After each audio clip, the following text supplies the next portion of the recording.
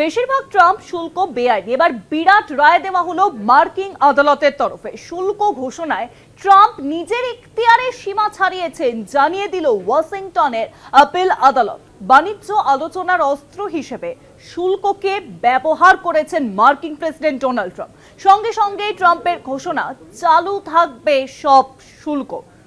আর এবার বেশিরভাগ ট্রাম্প শুল্ক বেআইনি, এই বিরাট ঘোষণায় কিন্তু করা হয়েছে মার্কিন আদালতের তরফে। শুল্ক ঘোষণায় ট্রাম্প নিজের ইখতিয়ারের সীমা ছাড়িয়ে গিয়েছেন এবং তা কিন্তু স্পষ্টত জানিয়ে দেওয়া হয়েছে ওয়াশিংটন আপিল আদালতের তরফে। যদিও মার্কিন প্রেসিডেন্ট ডোনাল্ড ট্রাম্প তিনি স্পষ্টত জানিয়েছেন যে সমস্ত শুল্ক চাপই কিন্তু এর পরেও বজায় থাকবে। আরো জানাবেন, নিউজরুমের সঙ্গে রয়েছেন আমাদের পলিটিক্যাল এডিটর আশিস চট্টোপাধ্যায়। আশিস দা, অর্থাৎ মার্কিন যুক্তরাষ্ট্র কিন্তু স্পষ্টত জানাচ্ছে যে ট্রাম্প যেভাবে শুল্ক চাপাচ্ছে তা বেআইনি।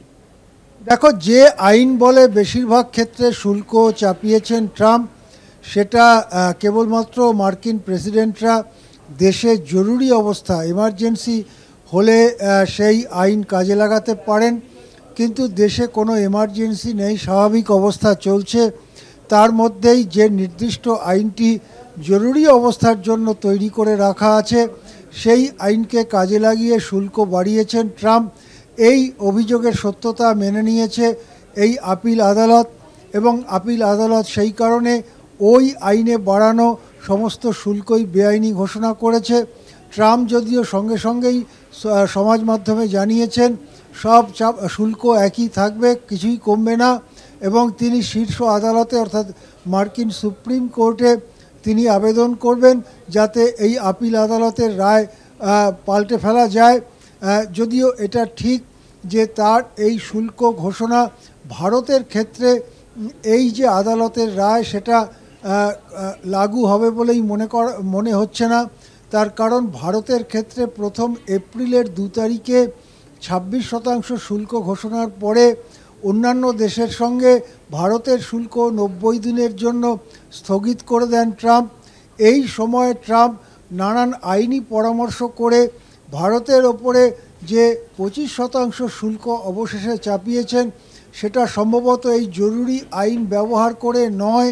তাই ভারতের ওপর চাপানো শুল্ক এই রায়ের দ্বারা প্রভাবিত হবে না বলেই মনে করা হচ্ছে।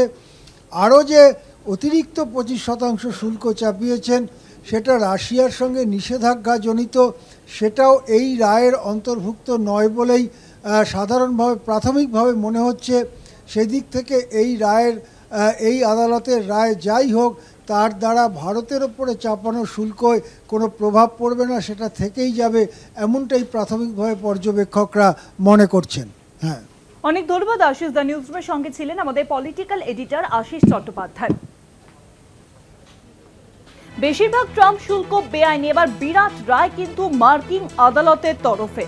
শুল্ক ঘোষণায় ট্রাম্প নিজের এখতিয়ারের সীমা ছাড়িয়েছেন। আপিল আদালত স্পষ্টত কিন্তু তার নির্দেশ তা বলা হয়েছে, কিন্তু মার্কিন প্রেসিডেন্ট ডোনাল্ড ট্রাম্প তিনি কিন্তু স্পষ্টত জানিয়েছেন শুল্ক চাপ একই রকম ভাবেই বজায় থাকবে।